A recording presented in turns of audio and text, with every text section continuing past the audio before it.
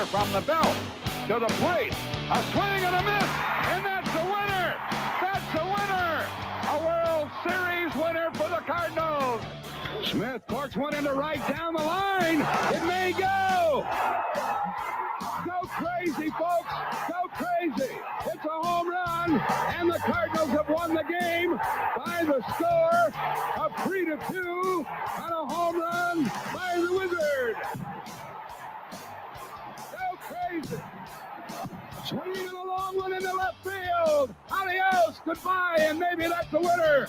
A 3-run homer by Clark, and the Cardinals lead by the score of 7-5, and they may go to a World Series on that one, folks. What a team. What a ride. The Cardinals are world champs in 2011.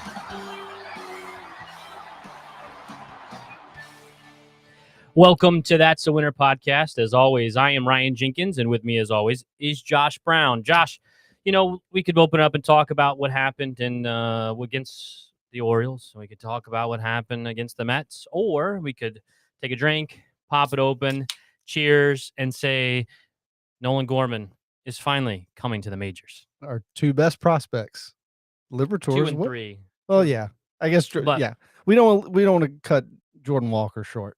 No, obviously he's tearing it up. He's only 19, but he's still a little while away though. Our top two, they could actually be called up right now. So yeah, we're drinking high noons. Watermelon is weird. Yeah, it is a little. I wasn't prepared for that. It's only two flavors I had left. Yeah, we're drinking these to celebrate those call ups and a reason to watch this weekend, and just drown our misery of the last 7 games. Yeah, so let's just not even talk about the rest. Let's not talk about what happened, and let's talk about what's going to happen, right? So Yes. Nolan Gorman is finally coming up, and I gave you props via our Twitter page of That's a Winner right. Pod that you've been talking about this since November, right? You've been literally saying this is what should happen, this is what's going to happen if Paul DeJong doesn't come through like he hasn't already, right? That Tommy Edman's going to move to short, and Nolan Gorman's going to be the second baseman.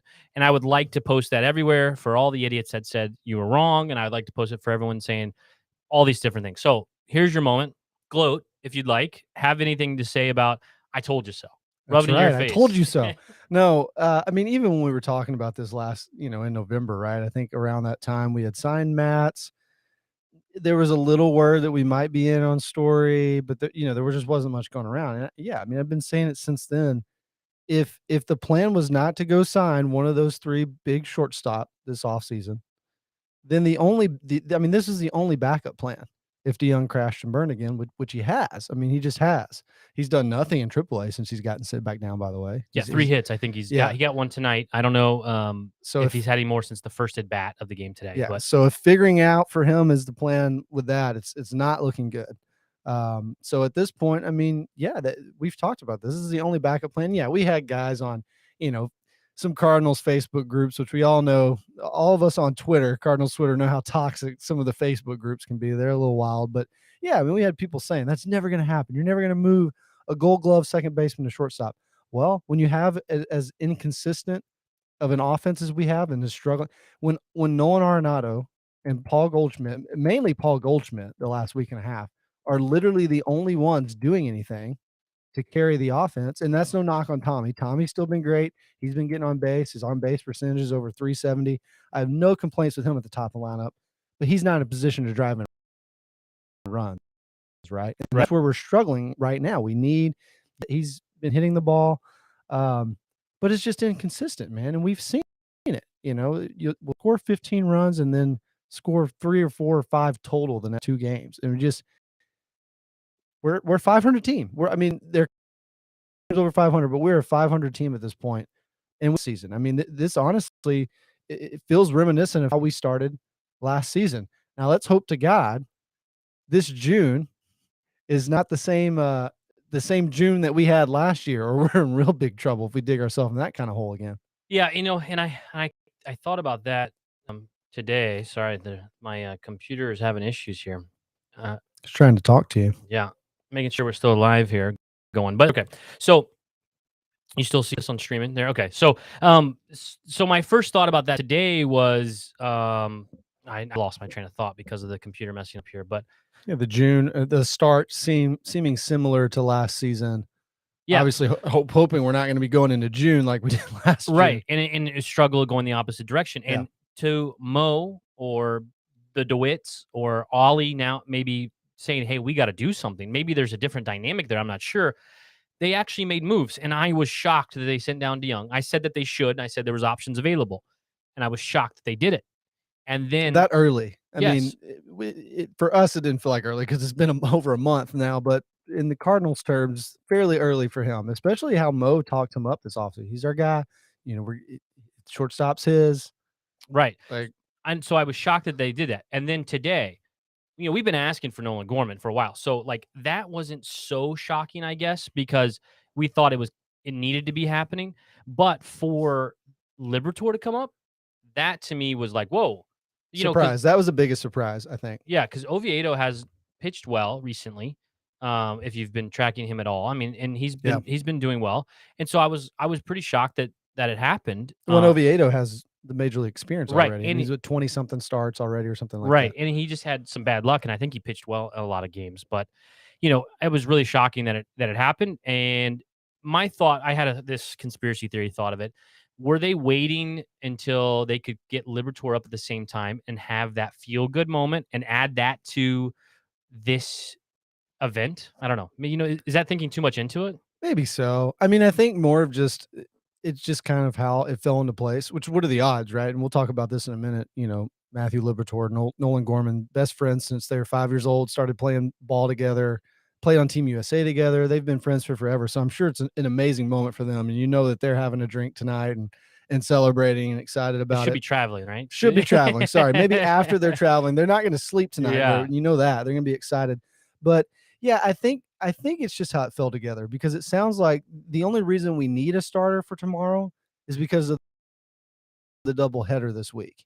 And so how it's worked out, like Wainwright can't pitch again tomorrow or Michaelis can't pitch again tomorrow because they both pitched on the same day, right? And so that makes total sense.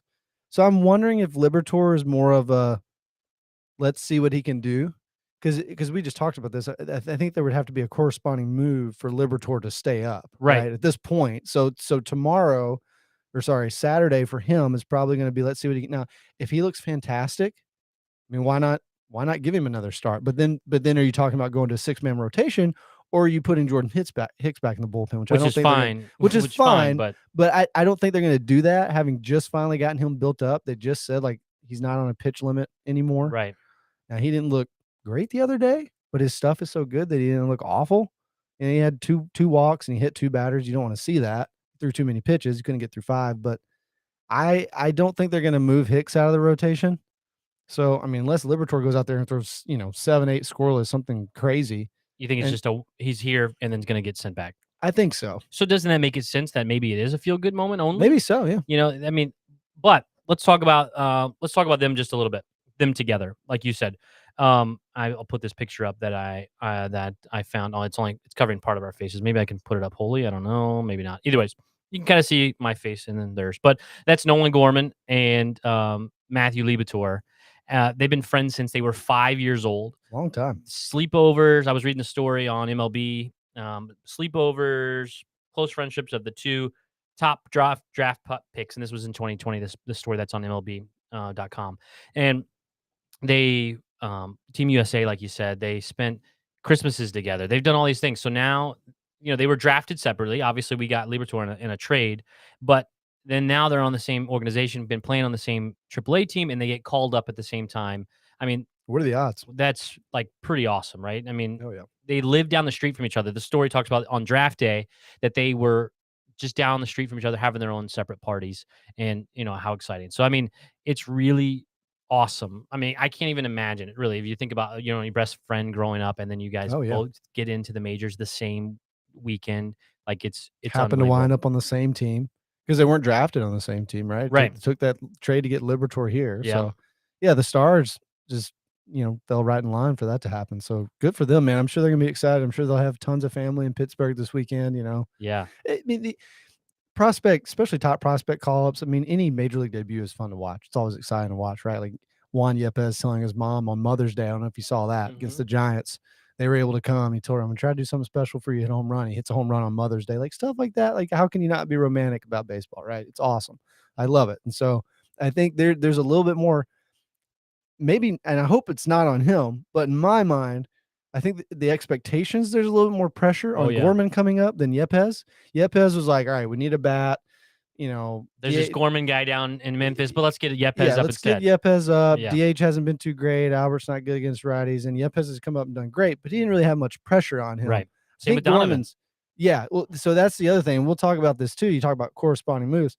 They better not send Brandon Donovan back down. I don't know how you send him down right now. No, I mean, the guy played great. He's played great. Once given the opportunity, because he didn't get a lot of at bats early, and then started getting consistent at bats. And look, I knocked him early on, but the guy, I mean, he gets on. He finds ways to get on. He gets on base. He puts the ball in play. He did it today. He was all involved today, and the run scored. He made a bad play on trying to tag up.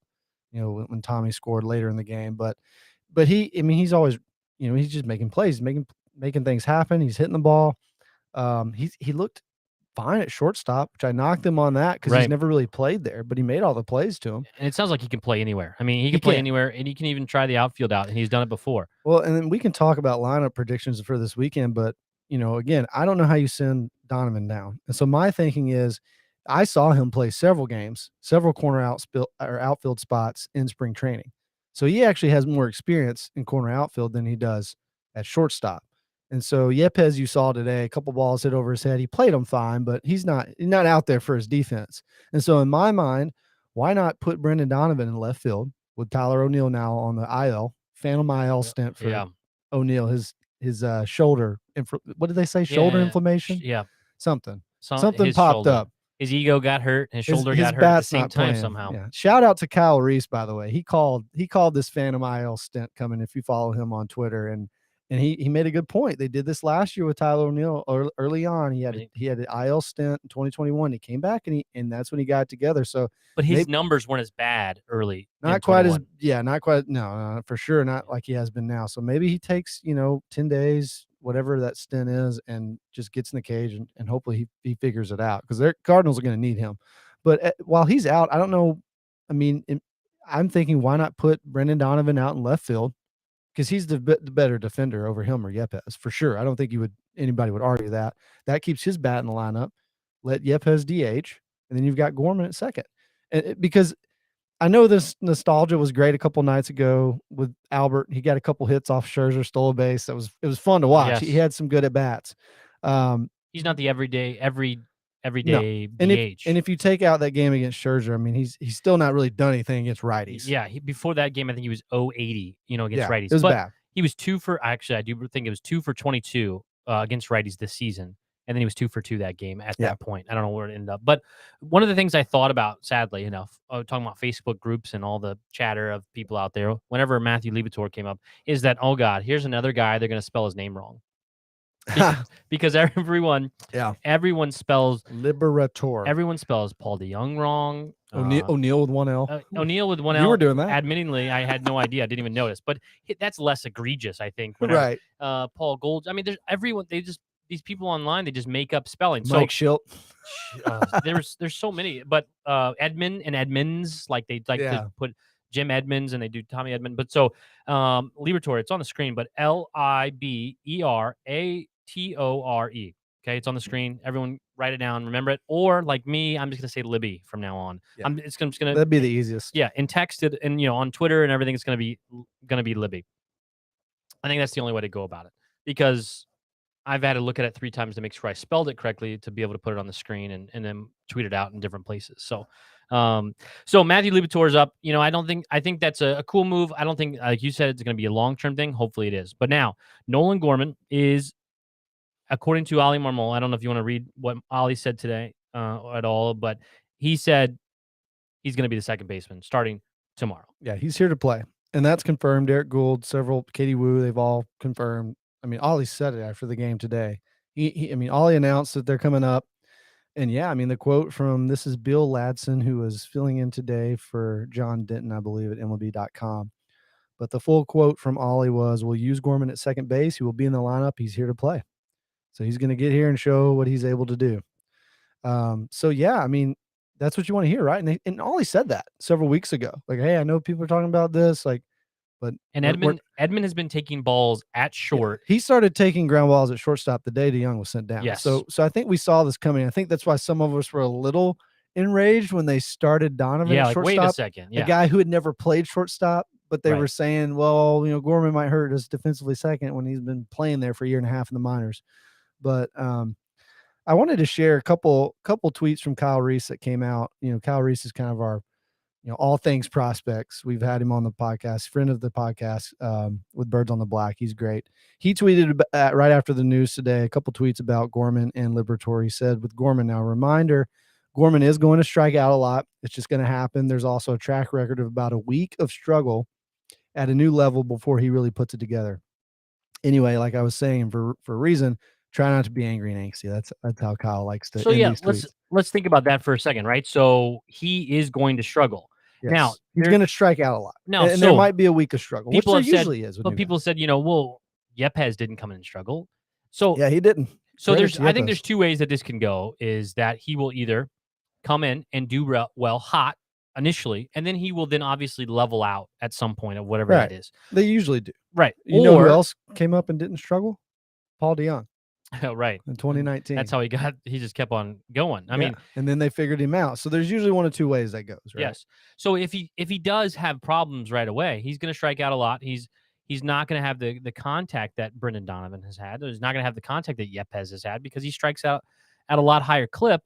But he also has 15 home runs, which I think is second among all professional levels of MLB, all professional levels in Major League Baseball. That he has second, and the first guy is Moises Gomez for the Cardinals. Gomez, yeah, he's at 17 or 18 now. Yeah, which is unbelievable if you think about it. So those two guys have been raking. So Gomez, by the way, he's got to be up to AAA soon, I would think, right? He's in AA right now. I don't know what position he plays. I don't know. Outfield. Okay, so all three. I was thinking if he's an infielder, you might see the move easier with Gorman going up. Yeah. But Gorman, by the way, the strikeout percentage for him early on in the season was over 40%. It's down to 34% now. Still high. I mean, it's still, you don't want it over 30, but if he's hitting a home run every 7, 8, 9 at bats, I mean, you'll take it. Yeah, absolutely, you take it. And I will say, today he just had his second or third day in a row with 3 hits. All 3 were singles last night. So he's starting to hit more than just home runs, starting to, find his batting average a little bit. I mean, the guy's hitting over 270, so again, strikeouts are going to be there with him. He's more of a power guy. He hits to all fields. Juan Yepez was quoted in that same story that Ollie was saying, he's a power hitter. He's an exciting player. He can hit the ball hard to all parts of the field. So that's what you're going to want to see from him. That's what we need this weekend. Where do you think he's going to bat? Yeah, so I was kind of thinking about that. I mean, do you just go in and put him like 5th? I mean, do you just jump in there? Who's pitching tomorrow for Pittsburgh? Lefty, righty? I assume it's a righty. Sorry, I hit a button on my elbow. Get the intro back in here. I assume it's a righty for the Giants if they're saying that he's going to start. Pirates, for the Pirates. Yeah, we're at Pittsburgh this weekend. I'm trying to pull that up here. It looks like it is a righty. Yes, Thompson. Not sure who that is. 5.47 ERA, but he's a right-handed pitcher for the Pirates. Yeah, I sent you a lineup I thought would be. I mean, I say why not throw him in at second?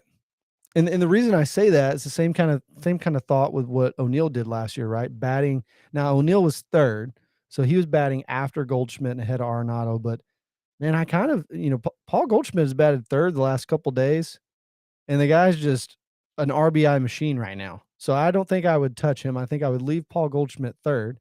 Why not try Gorman second? Tommy maybe gets ahead of him, gives him a chance to knock some runs in, and he's going to get some pitches to see with one of the hottest hitters in baseball behind him in Paul Goldschmidt. Yeah, now, I don't know if they'll do that because Donovan's batted second last couple of games, and he's looked great there. He's gotten on. So I love the idea of Donovan batting second too, because then you've got Tommy and Donovan, both high OBP guys. Carlson's now hitting as well. He is. His average is over 230, which tells you how terrible the start he had. But he's batting well over 300 this month. Right. Tons of extra base hits. He's starting to get it together for sure. So I think that I guess there's two things to think about, right? Is do you set him up for success in how many different ways? You set him up for success in having good hitters behind him, or do you set him up for success and not give too much pressure on him, Right, which is probably 5th or 6th, and probably put him down there? So, you're gonna go Tommy, and then do you stay with the Goldie, Nolan, Yepes run that they've been on? Because what Ollie has said that he wants is the guys that are hot to be bunched together and get those Right. hits together. So that would be Edman, Goldie, Nolan, Yepes, 4th. So then your 5th spot maybe it's Nolan. is maybe Nolan Gorman. Yeah. Right. So, So, but today, and maybe even yesterday too, Donovan batted 2nd. right. But and again, I don't hate The that lineups too. have been weird the last couple days, Yeah. but maybe that's because, they aren't hitting. Well, and Tommy was out one game because Yes. he got hit in the ankle. So I think They gave him- Donovan led off that game. So, but I don't hate the idea of Tommy and of Edman and Donovan 1 and 2 because they're getting on base. And so who's next after them? Goldschmidt. Well, he's the one knocking in all the runs right now. So I don't Right. hate that either. I mean, no knock on Brendan Donovan. He's been fantastic. So realistically, I probably expect Gorman to be in their 5th or 6th, either Yepes or Gorman 5th or 6th. One of the two, one of those ways is what I expect in the lineup tomorrow. If they want to be real aggressive, give him an opportunity to see some really good pitches to hit, I think they put him 2nd. Well, what does he bat in the minors? Is it clean up? I mean, I Is would it assume, right? yeah. I mean, With is as it- much power as he but, has. but where was Yepes batting in Memphis as well? Yeah, I they were both probably 3 or 4, some mix of that together. right. And so because you got to think of the strikeout percentage as well, Right. because that's going to come into play. Because what the guys ahead of him that we're talking about, those first 4 that we've talked about, those guys don't strike out a lot. The Cardinals were like, I can't remember it was like 3rd to last or 3rd best, I guess. Typically, we don't strike out. Well, not Yeah, this year we have. Yeah, this year's like 3rd best in the majors of not striking out, which is awesome, which is the type of baseball I like to see. And so then Gorman's kind of the opposite of what they've been doing this year, really. So do you put him in the middle of that to see those better pitches?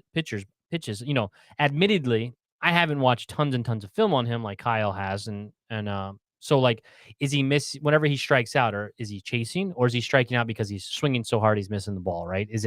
What are the misses for? So I think I'd rather see him kind of slow into it in the 5th or 6th spot. But who are you putting then behind him? Because I still want him to have good opportunities, if that makes sense. Right, good pitches to see. Yes, I still want that available to him, but not give him all of this pressure. Now, what if Ollie asks him today, "Hey, where do you want to bat?" and he says, "Yeah, I'll bat anywhere you want, 1st, 2nd, 3rd, 4th, wherever Yeah. you want me, I'll bat." I don't there." think Ollie's going to ask him that. He might. I mean, he might. he might- ask him I what he's mean, comfortable with, but He's there it's now. He's not- going to say, "I'll bat wherever." He's not opening in St. Louis, so less pressure. Right. He's going against pretty much the Indianapolis Indians and the Pirates AAA team, right? They're not very good. So it's like this is an opportunity for him to get some good at bats against not a very good team. Yeah. Some guys he's probably played against as recently as Right. last year, whenever they actually played the Indians. So Yeah.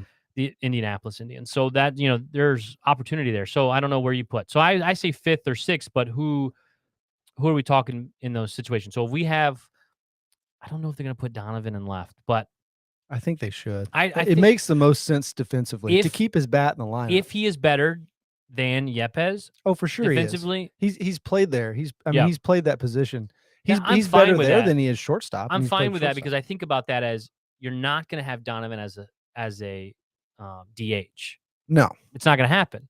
So the only way you get Yepes and Donovan in the lineup is for Donovan to play left. or DH. One of the two. But he's not going to no, DH. Exactly. So Yeah, the only not way that he's kind of bat. the only way you're going to see that, because if Yepes plays left, then who's going to be your DH? Exactly. And Like- the beauty of Like, Donovan really, too though, is that's the real question. Who would be the DH? right. Well, and the beauty of that too is the versatility of Donovan, right? Mhm. So he can start out in left field and he can be playing there, and later in the game, whoever's DHing that night, Yepes, Pujols, whoever it is, if you want to get the defense a little bit better, you could move Donovan to second base and maybe bring in Dickerson or someone else, to play left field at the end of the game and Dickerson take out. hasn't looked very good in left either. No, he hasn't. He His hasn't arm looked- hasn't looked great. He hasn't looked good at all in hardly any aspects. He had a few game run that he was hitting the ball, but he hasn't looked good at all. No. And you talk about corresponding roster moves. I mean, he might be the odd man out sometime here soon.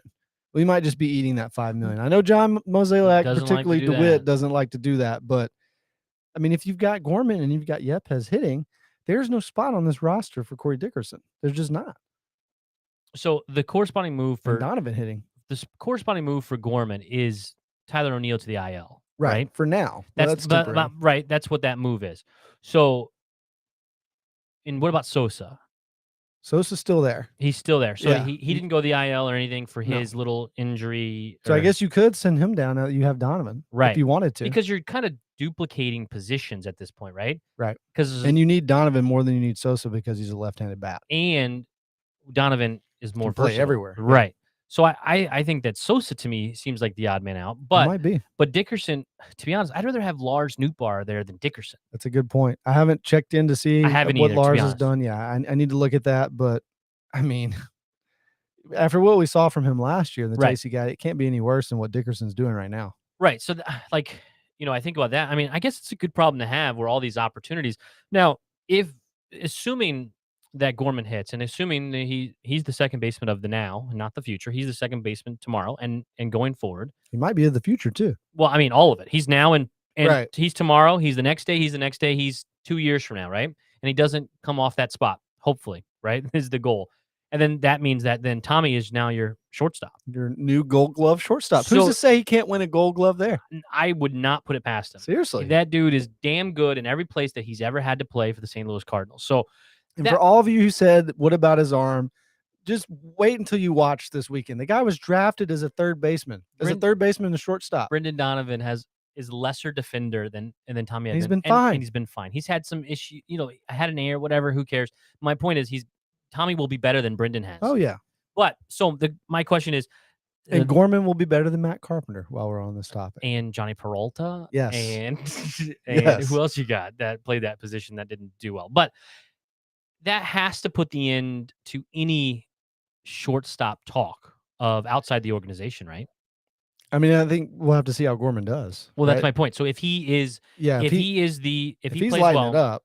and not even lighting it up, if he is progressing, Yeah. and you can see that he is the shortstop, he's the second baseman now and tomorrow and the next year, and he's There's not no going reason back to down make a trade for Xander They're not Bogaerts going or to- somebody like that. unless they want Pop. I don't know. That's the only question, right? Because Tommy, then to me, Tommy goes into more of a real shortstop type player. He's a leadoff guy. He is a fast, second in the NL and the majors and steals. Yep. He can hit doubles and triples, and he just does. He gets walks. He's doing everything right as that, and he's doesn't hit tons of home runs, but he still has like 3, I think, right now, which is third or so on the team. Yeah. So I think that he becomes He's got 4 actually. 4. So he comes more of that traditional shortstop that the Cardinals have had for years, right? So do they just stick with that, or are they? I mean, Tommy's cheap. That's why they went with Tommy over Colton Wong. Yeah, don't tell me you can't sit here and tell me that the front office realistically thought he would win a Gold Glove Tommy, the year that they let Colton walk. they're you did it. They're You high did it. It was- fiving each other, going, "We're smart as hell." Yeah. We look what Or we did. look what happened. Look Thank God, what we Tommy. did. Yeah, I so mean, that I think, was I all think money. Tommy makes like $500,000 a year. I mean, it's something just Yeah, ridiculous. it'll either be probably starting next season. He starts getting in the millions in arbitration, I would imagine. Well, and the part of the new CBA, right? Because of I don't know if it helps him what he did last year with this new CBA and arbitration going forward, Right. because he obviously won a Gold Glove and he's doing well, and he's doing well in all the other categories. So, but I assume that the Xander Bogaerts and the future Trey Turner available next year, I'm Yeah, trying you to can think throw that out the window. Correa is available again next year. Those types of moves are irrelevant, right? Yeah, I think so. I mean, at this point, you're going to give Gorman every opportunity. They wouldn't call him up. I mean, Kyle Reese even said that too. That I know fans have been calling for this and been all pissed off about it, but this is still actually like a big deal that the Cardinals are even doing this early. This is like out of the ordinary for them. They are. So, I would and say he used the word desperate. Kyle Reese used the word Yeah, desperate, and I think that. I think that's I have that tweet pulled up actually. I think do. that's a good phrasing. But I like the urgency, because we did not have this urgency last year. I mean, wouldn't you agree? We didn't have this urgency last And what happened in June? We won 9. Right. So now the biggest difference, even though it feels kind of the same start in terms of, being around 500. I have the tweet up now. Yeah, go ahead and read that. You can let me try and see if I can get it up a little better. There we go. There we go. Yeah. So this is what Kyle Reese had to say about this move. He said, I know people are angsty and angry about the organization taking a perceived long time to get this point to call up a little extra help. While it may not be at the pace the modern society dictates, he in his words, this is a desperate move for them comparatively to years past. I would agree with that for sure. Desperate. So I would agree as well, because I feel, it's late to all of us, right? As he kind of said, it's late to the fan, weeks.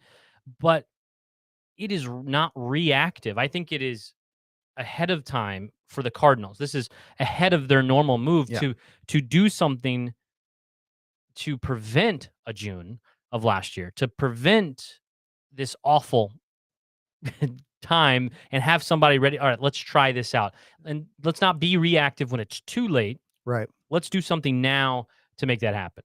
This inconsistency of the offense. I mean, that's the biggest issue. And we need lefty thump. Now, I think Donovan bought them some time, for another week or two because his bat's been so well.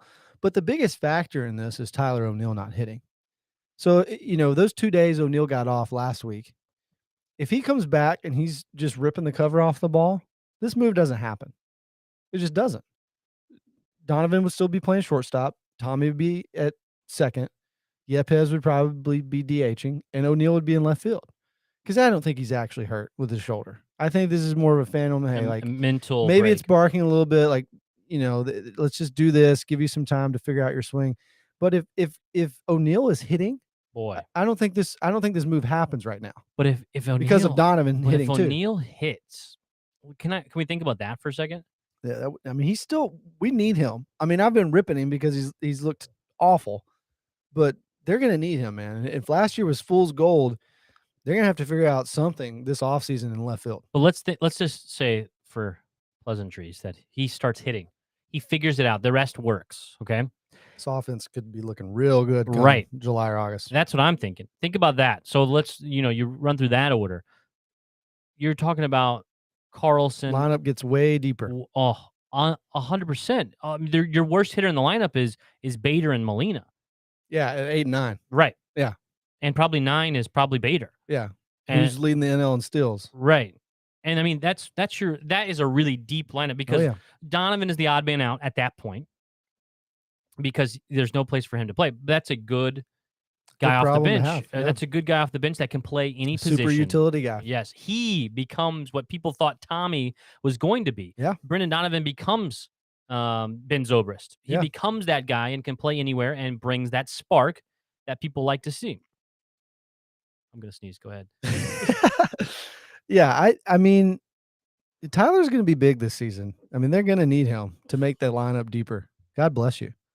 They're going to need him, though. I mean, and I hope he does figure it out. I hope he comes back. I'm not saying, I'm not thinking the same thing with Paul DeJong, but I'm more so hoping he figures it out so they can trade him for something. Paul DeJong, yeah, I think the Paul DeJong ship has sailed, man. Yeah, it's over. It's Gorman time. Gorman is going to be there every single day as long as he's performing at a decent level. I mean, he doesn't have to be the rookie of the year this year, next year, however much time this is going to count for that. He doesn't have to be that guy right now.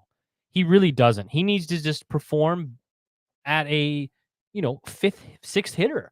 In a decent spot. He needs to come through and not strike out in those spots, but he just needs to be able to come in, add some power to this lineup, which the lineup does not really have very much of. Nolan or Arenado and Paul Goldschmidt. Yepez a little bit. Yepez is, he's already up to 3 now, right? 3 now, yeah. So, and I think he's been there a week and a half, something like that. Tommy's been, he's been hitting more extra base hits than I would think. Tommy, this early, especially the homers. We had a triple the other night, hitting some doubles again. But the doubles is just what Tommy does. That's his Tommy thing, two bags. That's his thing. But that's, if that starts happening, he's here to stay. So that means Paul DeJong is done, really. So they're gonna have to trade him, right? Yeah, you got to trade him for something. If Gorman starts, you're not hitting, gonna get much for him. Let's play this out just a little bit. Gorman hits fine enough. Maybe not great, maybe not awesome, just good enough, better than what DeYoung does. DeYoung gets it somewhat figured out in AAA. What happens? I mean, you got to trade him. You got to trade him for something. Or- Because even if he figures it out, I mean, that doesn't mean that he's going to, come back up to the majors and figure it out there. I mean, you could use the same argument, obviously, for Gorman. Well, it's just AAA pitching, but I don't know, man. They're going against the same. They've been going against the same pitchers over the last couple weeks, right. And Gorman's been hitting still, and Paulie DeYoung hasn't. Now, to me, they are the same player in theory. They're high strikeout, homer or bust type of player. You just said that, and every Cardinals fan was like, they better not be the same player. They are, in at prime. I would rather you compare him to Tyler O'Neill than prime Paul DeYoung. Yeah, that's good. But I don't know. Is Gorman fast? I don't know. To be honest, I mean, no, he's not. He didn't have that speed. I'm talking about like when DeYoung came up and shot to the roof and he was an all-star. Had a that is what you hope that Gorman is. He's going to strike out in the 30+%. He's going to hit bombs and he's not going to do tons of other things. He's going to hit doubles and things like that. But he's what Paul DeYoung was whenever he was great. So why would you? There's no room for Paul DeYoung. Is my point. No, if they are similar at their best, at Paul DeYoung's best, he is similar to Nolan Gorman. It doesn't make sense. No, there's no room. There's no spot for him. Especially with Donovan cracking the majors now and being a lefty bat. Sosa, you still like, is a better defender than Donovan. Well, than Donovan and probably than Paul too. I mean, Sosa, you think? Yeah, I mean, or comparable at least. They're probably on the same level. But I mean, yeah, they're just. I think for most fans, they would say that ship has sailed on Paul DeYoung. I mean, it has for me. $6 million this year, $9 million next year, and then I don't know who's going to take that. And then $2 million. Let the Rockies take a flyer on him. $2 million buyout. They lost Trevor Story. They take Paul DeYoung. Give us anything. Gomber back. What? Yeah. Give us one of the pitchers back that we gave you. Yeah, he should have been in that trade last year, but hey, or 2 years ago, whatever that was. But they would have been smart, and then Paul DeYoung didn't do anything. But you know what's going to be incredible though to me, if Gorman does come up and he is like, big time. Yeah. 30, 35 home runs a year, hitting around 260, 270 as a second baseman, driving in 80, 90, 100 runs. Something, I mean, that's like peak, what, right. would hope. How awesome is it that we would have that Nolan at second and Nolan Arenado at third base when, I mean, if you think back to like early talks of the Cardinals might be talking to the Rockies and every big national writer, Nolan Gorman would have to be involved. Top 3 prospect would have to be involved. And it didn't happen. Somehow we got Nolan Arenado and the Rockies to pay us $50 million, and we didn't give them Nolan Gorman. Right, and I think that's most pretty people, incredible. I also think most people would have been fine with it as well because you got Nolan Arenado. Because I think back to, oh man, I can't think of the trade all of a sudden, but is Brett Wallace was like the top tier.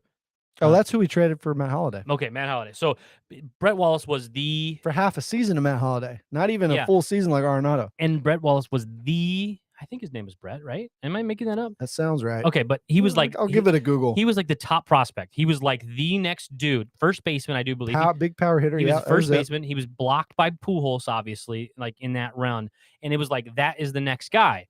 And I was upset that they traded him. Like this dude is gonna be awesome. He wasn't. He played some major league. I think he played for the Astros for a little bit, and he had some run, but he never turned out to be that top prospect guy. So I think whenever that happens, I'm more apt to letting. He didn't play because we traded him to the A's, or was that a 3-team trade? Yeah, I don't remember. I just remember because he never logged any major league time with the A's. I wonder if they flipped him to Houston for somebody because he played 4 seasons with Houston, and yeah, I mean. Yeah, he didn't do much, and I was like, man, this 2013, he played 79 games, hit 13 home runs, hit 221, and then randomly played 2 seasons with the Padres in 2015, 2016. He only had 6 years. He only had 494 games.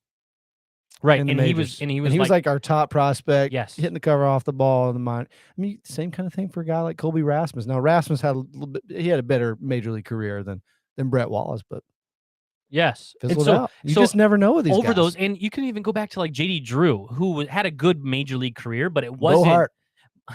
But JD Drew didn't have the career that you thought No. that it was going to be.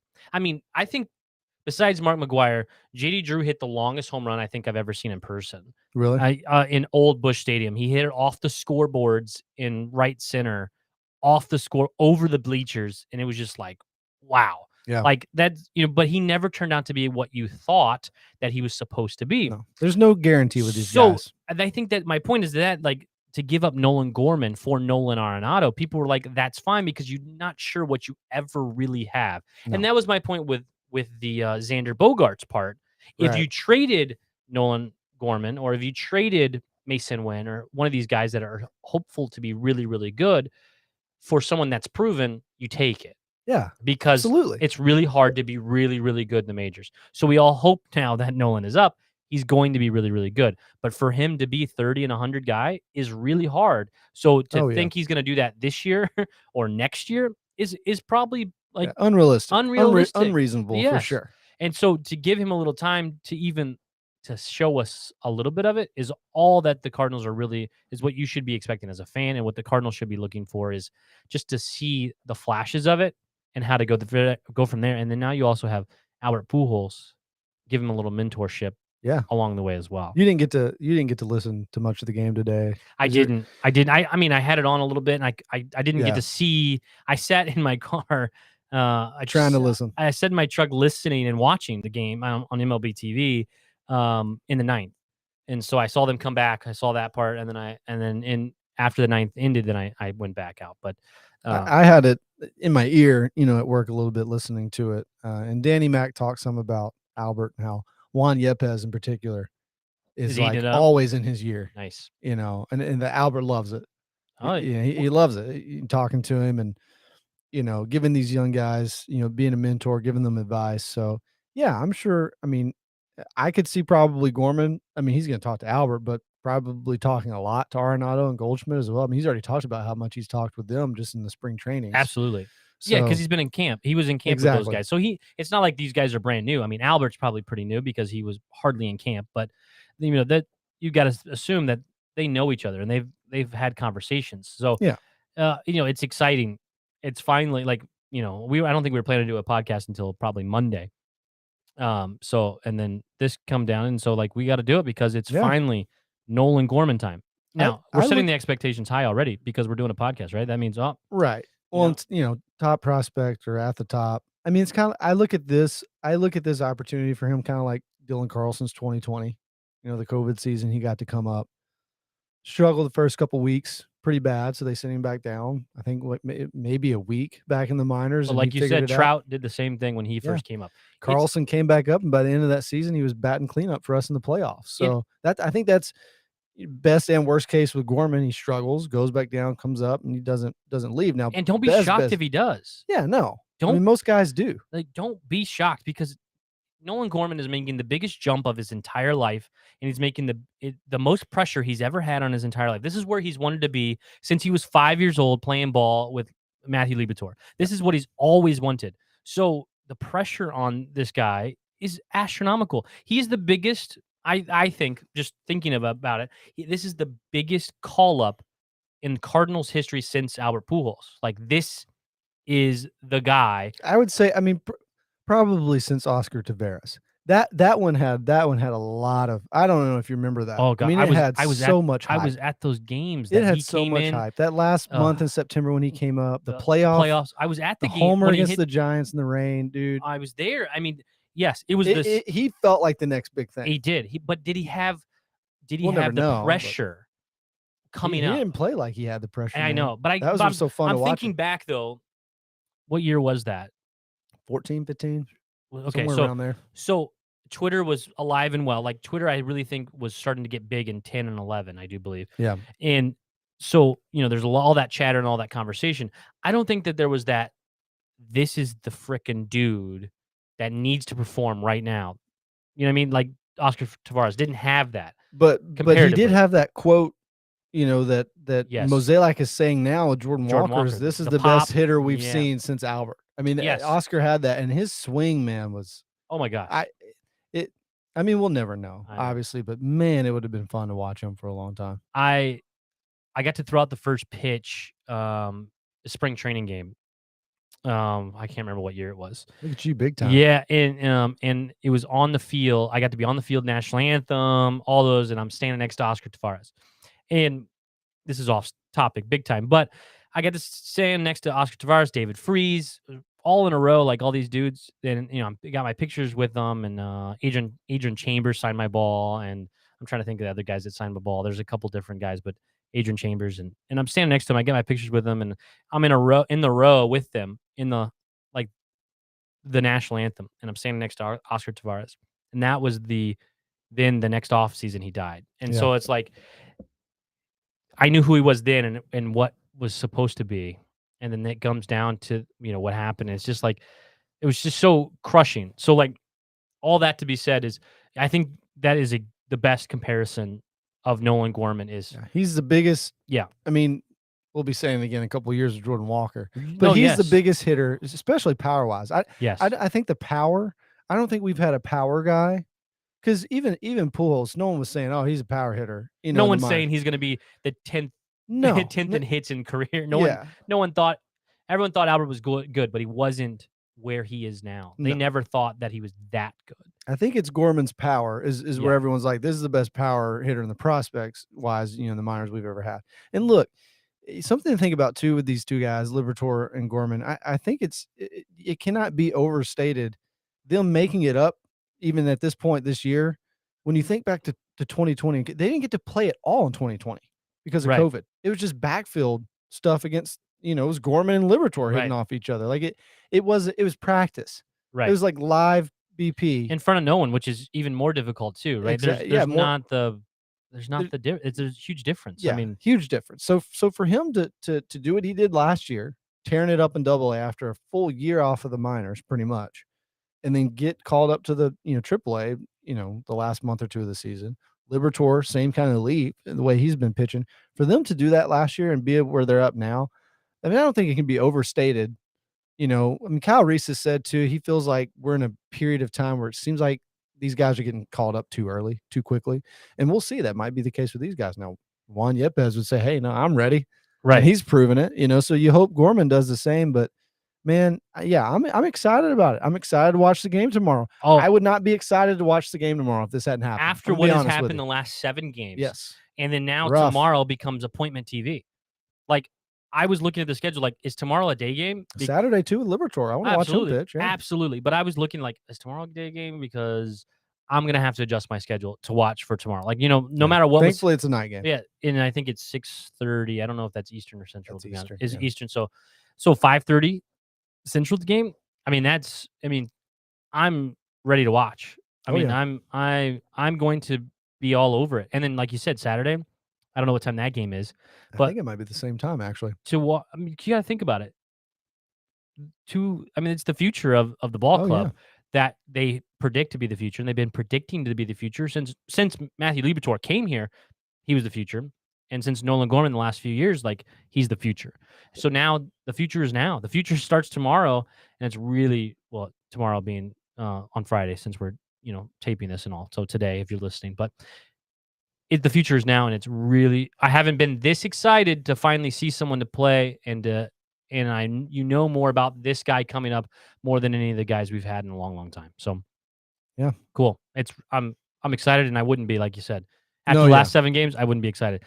I said that they were going to sweep the Orioles. They went 1 for 3, and I also say is no one ever goes back and says what they had to say on a podcast, on the radio, on a TV show. They never say they were wrong. They were wrong. They never bring that part back up.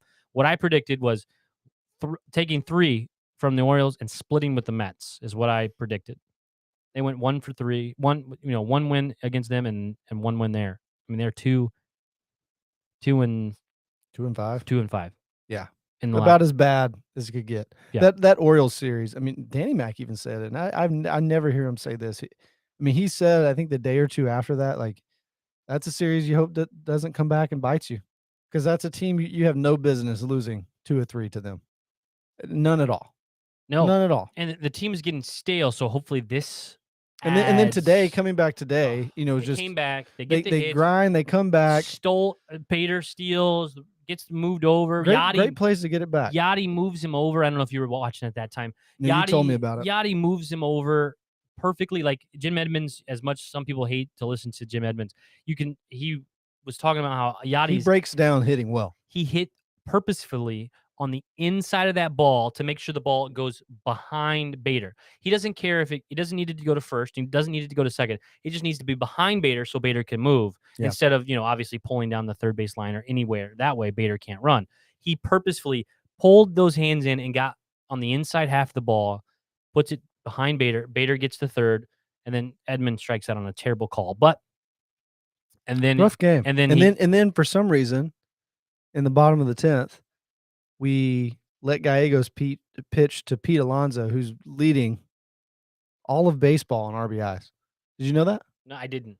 I would before that at bat, he was leading all of baseball. I would have guessed the dude from Colorado, Crone. He's up there. He's fourth. He's fourth. Yeah, because Alonso's first at 36. I think Crone, I don't know if it's Crone, if that's how you say it, but CJ Crone, yeah, he leads in home runs. Yes. So Stanton actually is second, 35. Jose Ramirez 34, and then Arenado's fourth in the MLB at 31. Can we talk about Nolan and Goldie for a second? I know this is the Gorman and Liberatore show, but briefly, so Nolan has cooled off, but still producing. Yeah. But Goldie had a cold April as always, and it heats up. If you look, man, he started heating up like April 20th. Yes, it was like the last week of April. Like the moment it started getting a little bit warm, weather-wise, he just takes off. His numbers are now higher than Nolan's in like batting average and OPS. And what we're seeing right now is like prime Arizona Diamondbacks. As good as it gets, Goldschmidt. Yes, absolutely. He has been unbelievable. He as good. If you think about, Nolan Arenado was the NL Player of the Month in April, and he just was killing it. Yeah. Goldschmidt has now passed him in almost every statistical category. If he keeps this up, he'll be Player of the Month in May. And then we're talking about MV too. Yeah, exactly. Because those two dudes have been leading this team. Yeah.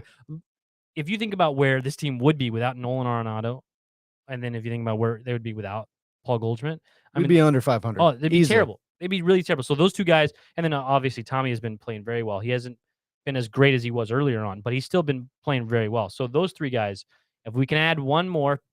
Maybe it's Gorman. Maybe Yepez starts, he's still been hitting, but maybe he starts really, getting the slugging up. And he showed that today, his power. Yepez didn't reach base in one game so far. Yeah. I think.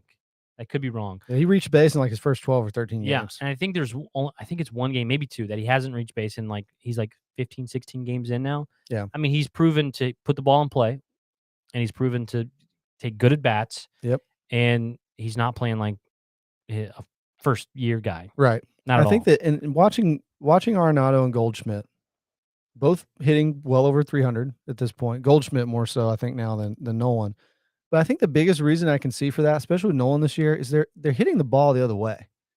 Nolan's been doing that. He's been hitting gappers to right center for doubles, long singles to get some RBIs. Like, he's not just trying to pull everything. Now, he still pulls most of his home runs, and Goldie hits a lot of pull home runs too. But Goldie even more so. There's nowhere you can pitch him. The 2 home runs. He had 3 hits. He had 4 more RBIs today. A double off that straight down left field line, a bomb of a home run, the second deck in left field, and then smokes. You try to paint the outside of the plate, smokes a double down the right field line. You can't. He covers every part of the plate. His home run was a bomb, and Nolan. We talk about Nolan's more of a line drive. Or high home runs. He's a lot high, but they land shorter. His bomb 2 days ago in it was New York was a bomb as well. I don't want to be negative at all, so I'll my question is, does Albert get hurt at all by Gorman coming up? Because I think about DHing and where we're going to move guys around against a lefty. So if Yepez keeps hitting, I think he does. Right. So Yepez is hitting righties as well. I guess probably what happens is Yepez plays left, right now without O'Neal. Yepes plays left against a lefty, and then Albert DHs, and you get rid of Donovan. Yeah. Donovan's the odd man out in that. Or he's a scenario. late substitution, late inning, defensive. You get him in there in the left field to replace Yepes later or something. And then you could move Yepes to DH later in the game, something like that, defensive replacement. I think that's where we're at.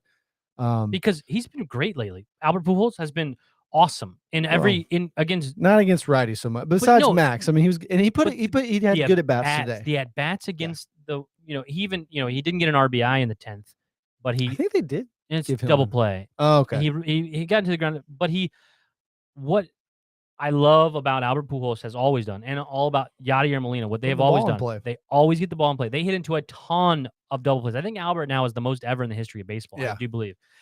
But they always put the ball in play and gives guys a chance. Like Goldschmidt today, whenever it was in the ninth inning, he grounded out to third base, and they tied the game up because he put the ball in play. I mean, that's what I like to see. So you're not going to see that from Gorman.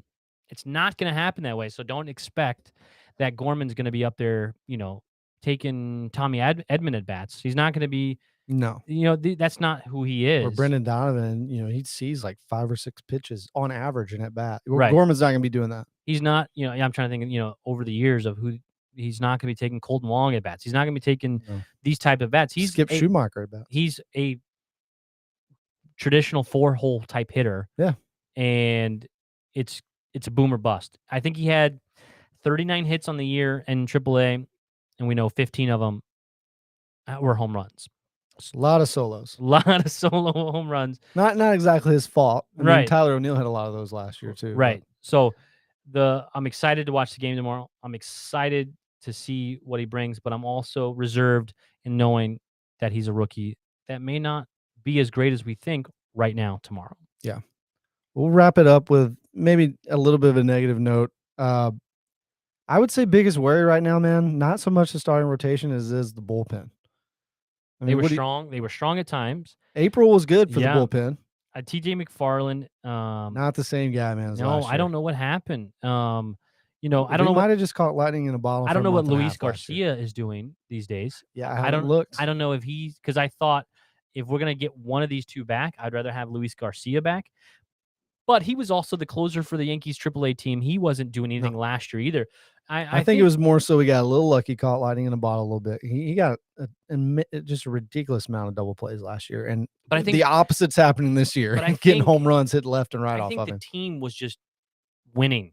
Yeah, it is so contagious. He came in at the right time. Losing and winning is contagious. Having fun playing ball and winning is really contagious. And when you start sucking, it's really contagious as well. And so I think that is, last year with Luis Garcia and TJ McFarland, they were great additions that really propelled them and helped them. But now the ball's not getting down. But I also read yesterday, may have been today, that his fly ball rate is up 15% over his best of his worst in his career. So it's way up over his normal as a career. And that's not good. No, yeah. And that's not how this team's built. Right. The defense. But it's why is it so far up? It's not like it's worse than it was last year, which it obviously is, but it's worse than it's ever have been in his entire career. So whatever he's done, he needs to not do that anymore. He needs to go revert back. You look at some of those home runs last night he came in after Nolan hit a home run to make it 6. We were only down 2, and then he came in the 8th. Gave up 5. Gave up 5, man, and the sinker's not sinking. It doesn't look like. I don't know. It's right over the heart of the plate. And I don't know if he has options or whatever there. I thought that he needs to be sit down or he was only signed for $2 or $3 million. Yeah. 2.5 maybe. I don't know if his time is gone. We got some lefties down in the minors that we talked about on this podcast with Kyle. Connor Thomas, I think, is one that sticks out. He's more of a starter, but they've got lefties that could probably come up now, and they're going to have to reshape the bullpen a little bit, I think. I mean, that might be the focus. TJ McFarland was a lot of fun last year. He was. He got a lot of ground balls, but it's sad. And this game is it's brutal. It's brutal, and it's you're in or you're out. I mean, you produce or you don't. And I think they're getting credit to Ollie, because he is stuck by that. Hey, he said that about there was someone who got sent down several weeks, or someone we released, Aaron somebody. I've already forgotten his name. Brooks. Yeah, Aaron Brooks. Ollie literally just got they asked about him and said, yeah, he just He wouldn't wasn't get the producing. job He done. wasn't getting it done, so we brought up someone else. I mean, and TJ McFarland is in that. He's been in that for several weeks now. So it's going to be interesting because, I mean, they need a lefty. Obviously, they need another lefty besides Genesis Cabrera. So, yeah, I mean, they're going to have to do some bullpen reshaping because it's not so great right now. No. Gallegos should not be closing games right now. He hasn't looked very good. Ryan Helsley should be the closer right now. Helsley should have pitched. Yeah. That's a whole nother thing we can go into. Yeah. I know he threw 30 pitches a couple nights ago, but they said he should have been available today, is what I heard. he pitched. Yeah. He pitched. Oh, he did. He pitched the inning before Gallegos. Okay. Got a 1-2-3. And so why didn't he come back in? as you're saying? Exactly. Yeah. So I didn't know he pitched. I didn't realize that. But would you rather have Ryan Helsley throwing 102 to Alonso? Do you think he turns on a home run for that? I'd rather. Shouldn't have even pitched Alonso to begins with. He should have been walked. I'd rather Helsley than Gallegos. I mean, Gallegos always makes it interesting. It reminds me of the Rosenthal. Trevor Rosenthal days. Always made it interesting. He was and even Isringhausen liked to make it interesting. Yeah. Even the great ones, even the really, really good ones, still. Rosenthal's problem was he was walking too many. Yes. So Gallegos' problem is he's getting hit too much. Right. And I'd rather have having long at bats that result in a single or double or right. So we're way over time that we wanted to be, but I was going to have normal. Not like normal. I was going to have a question and I wanted to have a discussion on it, but I'll kind of table it. But I was talking to Zaid Richardson today, who plays for the Springfield Cardinals. Talking to Zaid Richardson today, and he's going to come on at some point. Awesome. And he got some time with Yachty this spring, right? Yes, he did. And so maybe I'll save this conversation for him, but people have been talking a lot about Jeff Albert again over the struggles of what the Cardinals have gone through in hitting. When do you hold him accountable? But that was the kind of question of what can a hitting coach do once we're into this part of this of the season, and I think with guys like Goldie and Arenado who they're already going about their own philosophy for the most part. My theory is, and I was going to ask Zaid because he's obviously has hitting coaches and he's had probably hundreds of guys in his ears over his career in the minors and in college and all those times. Albert has control over the entire hitting philosophy of the minors. Right. Yeah. So so a lot of people would say, well, what about Nolan Gorman and Juan Yepes? What about all the guys that Jordan do Walker? well? Yeah. So here's my Mason thought. Wynn hitting this year. Here's my thought on Jeff Albert. And maybe he should just be the minors guy. I think his problem might be once they get into a bad spot, he can't he has a good hitting approach. How about that? Right. I think he has a good hitting approach for an organizational hitting approach. Younger guys coming up that are into all the exit velocity, the analytics. This is what we do. This is how we do as a ball club. But I don't think I think there needs to be another hitting coach that is, we are struggling and it doesn't matter what the analytics say. This is how you need to start hitting the ball. And I want to ask Zaid that. I want to ask, someone that knows more than I do, like, what is this about that Tyler O'Neill, Paul DeYoung? Right. Because these guys hit and now they aren't. So is this on Jeff Albert because he can't get them back on track? Or do we hold the players accountable because they're not actually hitting? I think it's a little bit of both. I think you hold the players accountable. Like Arenado and Goldschmidt are struggling. I'm not blaming Jeff Albert. Right. But to your point, here's my thing with a hitting coach, a major league hitting coach. I don't think it should be a Jeff Albert guy. Let him come up with the philosophy in the minors that these guys, bring that they like an organizational guy. Yes. Maybe you give Jeff Albert a promotion.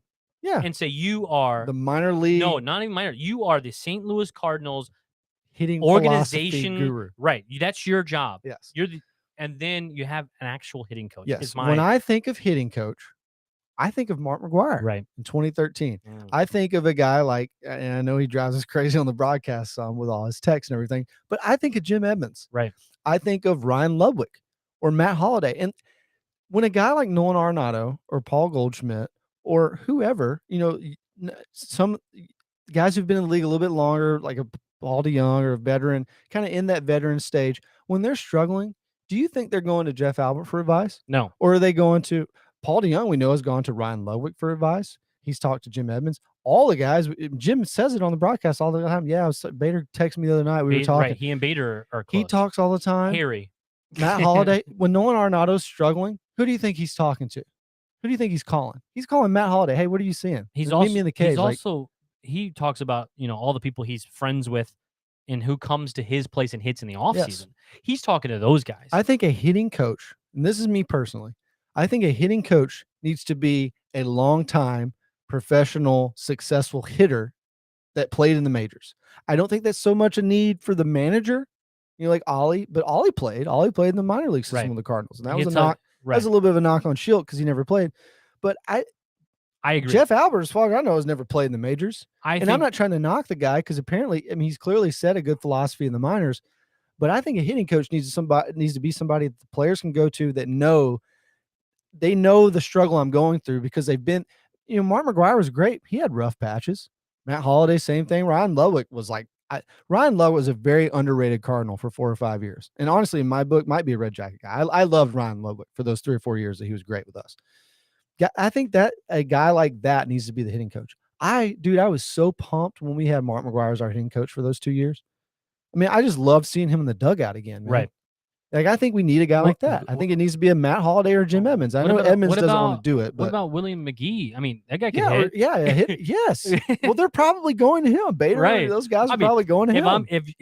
If it's you, who are you going to? Jeff Albert or William McGee? Exactly. And I'm not trying. I'm not trying to bash Jeff Albert. The history of the St. Louis Cardinals, and the history of Willie McGee. Right. Those guys may not know that. To be honest, Nolan Arenado probably doesn't know what Willie McGee did in the '80s for the St. Louis Cardinals. Well, and it makes more sense for a guy probably like Bader to go to McGee. That's his kind of play. That's the way his style of play. Right. But I completely agree, and I didn't want to go off into it, but I had this thinking about this because Jeff Albert has come to the forefront once again in the conversation. Very scrutinized. Yes. And I think it obviously there is a good he's doing a good job organizationally.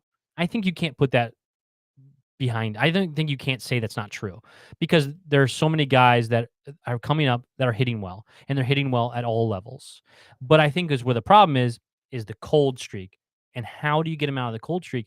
Analytics is not going to do that. Right. Launch angles and all that stuff is not going to get him out of the cold streak. It's about what things that Jim Edmonds is saying in the broadcast. Or Mark McGwire's watching you in the cage and pointing out things. Right. Hey, your front foot's flying coming open. Right. Dude, I'm going to go back to Mark because I think he gets passed over as his time hitting coach with us because it was only like 2 years. Right. 2013, when we made the World Series that year, if you go back and look, highest team average, batting average in like forever. And that team, if you remember, I don't think we had one guy that hit 30 home runs, but our team we had average a bunch of 20 homers guys. 20, 25. Yeah. Beltran was very close to 30. But that team hitting with runners in scoring position was insane. Yeah. Unbelievable. Mark McGwire wasn't the highest average hitting guy. No. And he always hit the best with runners in scoring position. You think of him, you think of home runs. Right. But clearly, whatever he was square a ball up. Yes, whatever he was teaching worked very well. Whatever the guys were going for to him worked very well. I don't want to keep getting on this, but I saw where the Cardinals need to consider it, man. I saw where the Cardinals are in the lower third of barreling the ball, hard hit rate, all those things that are like analytical data that people like to just say Jeff Albert sucks and they don't have any real data. Right. But when the St. Louis Cardinals right now are in the bottom 5 teams of barrel rate and hard hits, that's analytical data that Jeff Albert is. You've been preaching with a young guy like him. Right.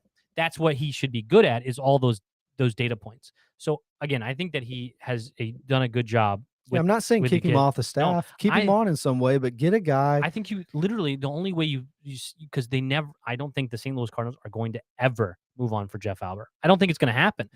I think they really need to consider it next year. But I think that how you do that is promoting him and saying you are the organization hitting philosophy guy, and this is we're going to do exactly as you say as an organization. Treat the hitting coach as more like a mentor for the players, somebody that has played. Absolutely, because that's already what's happening. Jim Edmonds is doing it right now. I know he doesn't want to do it full time, but he doesn't get paid for it, and he's still helping these guys. Yeah. But who would you rather go get a hit advice from? Skip Schumacher or Jeff Albert? Yeah. You got to think about the guys that are on this bench. Yes, they were great hitters. Willie McGee, Skip. Getting big spots, big time. Like I would again. Matt Holliday, I'm sure would love to do it. Would you hate that if Matt Holliday was a hitting coach? I'm not a huge Matt Holliday fan. I know I get hate, but he was a good hit. He was. Overall, if you look at the span of his career, he won't do it anyways. He said that's not his interest right now. His son is about to go to college. I know Jim Evans kind of said the same. He doesn't want to travel that much. Matt Holliday's son is going to college soon. Call up Ryan Ludwig. I don't know. He was with the He organization. works with them Okay, every yeah. year. So It needs to be a former hitter. That's my opinion. I agree. I think that it's more hitting, not analytics. It's a process of hitting the ball. And you know what? I just bring Carlos Beltran back as the hitting coach. I just thought of something. Light the world on fire. There's a lot. I don't know how he doesn't have a job and all these other guys. No, he's doing broadcasting stuff. I know, but my point is did you see that? Yeah, but my point is who was a part of the whole BS and get his cheating system in here for us. Let's bang on some trash. My point is cheating, but the other guys, Alex Cora and them, they got jobs again. Yeah, that's very very Beltran backwards. Lost his job that he was about to get. But I just thought of something. I grew up with someone that played them in the majors. He played in his family is baseball, and he now has a hitting instructing school. So maybe I can try and get him on and have a conversation about that at some point as well. Yeah, he'd probably be able to give us some insight and maybe into what Jeff Albert's trying to preach lately in this new modern era of exit velocity and everything else. Perfect. I just thought of that. I don't know why I haven't. I see his posts out all the time. So then I'll try and get him on and have that conversation of what a hitting coach and what can they do. We could do a whole podcast on the hitting coach. Yeah, absolutely. Maybe and Zaid, whenever we talk to Zaid, whenever that is, we'll have that conversation as well at that point and see what he thinks. I mean, I don't want to get him in trouble with Jeff Albert, but what can Jeff Albert do with his organization? Odds are he's going to have some praise for him because again, whatever he's preached philosophy-wise has pretty clearly worked for a lot of guys in the minors. Right. It does. But when they look get at cold, Mason Wynn this year. Oh, absolutely. He's excelled. I mean, I think you're right. The guys have gone up. The trajectory has changed for these guys that you didn't know what they were. Or Juan Yepes was not hitting with the Braves before we got him. Right. And we got him through the Matt Adams trade. Yeah. Which a lot of people forget about. I was thinking afterthought trade. Yeah, it was Matt Adams, and we got Yepes and someone else. I can't remember who the other guy was. It was notable, I do believe. I think it was shoot, I just saw it the other day. I think it was good. I think we got two good returns on it, and it was meant nothing. And like Matt Adams, I mean, who's not playing anymore, I don't think at all, right? Which I'm a big Matt Adams fan. Well, always was, big city. But all right, we are way over time.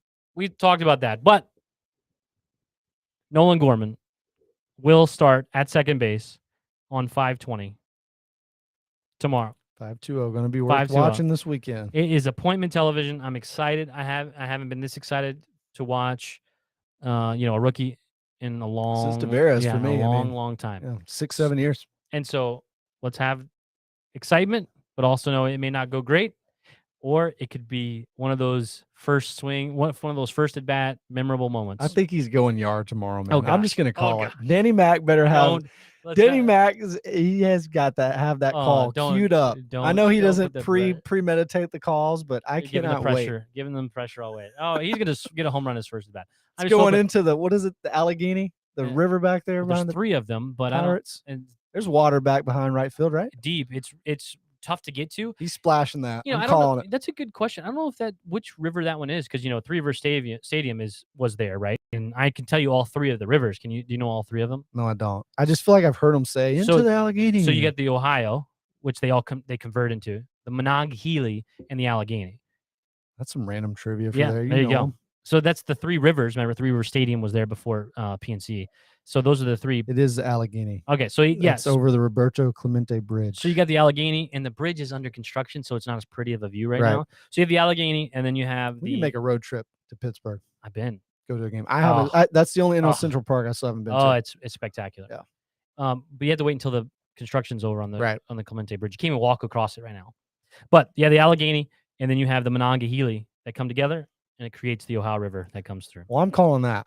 Gorman's hitting water tomorrow. It is a 440 plus, whatever that is. It's probably 440. I would assume Goldie hit one oppo into the water. I think his first season with us. Wow. You go back and look that one up. That's very impressive. I bet that's a 440 shot. I mean, I really do. I bet that's probably the right number. Because, when the All-Star game, we're way off topic again, but when the All-Star game was in St. Louis. You're still with us at this point. God bless you. When the All-Star game was in St. Louis in 2009, to get out of the ballpark, they said was 450. So over the bullpen and left, over the bullpen and onto Clark Street would be about 450. And I was like, today, I was at the Home Run Derby in 2009. Today is the day that someone's finally going to hit it out of Busch Stadium. Nelson Cruz hit it like fourth deck above Big Mac Land. He hit it. That's the longest ball I've ever seen but it doesn't pitch. The tracks didn't say it was that far, but it Right. was the furthest home run I've ever seen in New Bush. It was like above the Big Mac Land deck. But if it was over 20 feet, it's on to Clark Street. Wow. So there's it's hitting somebody at Ballpark Village. right. Well, that wasn't there then. Right. But yeah, no. yeah, but so that's the type of shot I think that you would have to have down the line is easier, obviously, Yeah. than to a more of a power spot. But Well, and it's high too. You know, the high Yeah. wall, the high stands. and then it comes down though, down you to go the, back and look up that Goldschmidt home run. I'm pretty sure it was his first season with us. He hit an oppo into the water, which is very impressive for a right hand. I don't think Albert ever did that. All right, can we bet this? Can we go to DraftKings and bet? Let's look at Gorman. FanDuel or something. Gorman hits a home run into Put the a parlay Allegheny into that. plus 750. That Gorman hits one into the Allegheny. Book it. All right, that's it for that. That's it for That's a Winner podcast. Over an hour and 15 minutes when we said we were going to go 30 to 45. But hey, and that's it for That's a Winner podcast. As always, I'm Ryan Jenkins. That's Josh Brown. Give us a follow and share to your friends, and let's keep on talking baseball. Appreciate it. Thanks for listening and watching. Shooter from the belt to the plate. A swing and a miss, and that's a winner. That's a winner. A World Series winner for the Cardinals. Smith corks one into right down the line. It may go. Go crazy, folks. Go crazy. It's a home run, and the Cardinals have won the game by the score of 3-2 on a home run by the Wizard. Go crazy. Swinging a long one into left field. Adios, goodbye, and maybe that's the winner. A 3-run homer by Clark, and the Cardinals lead by the score of 7-5, and they may go to the World Series on that one, folks. What a team. What a ride. The Cardinals are world champs in 2011.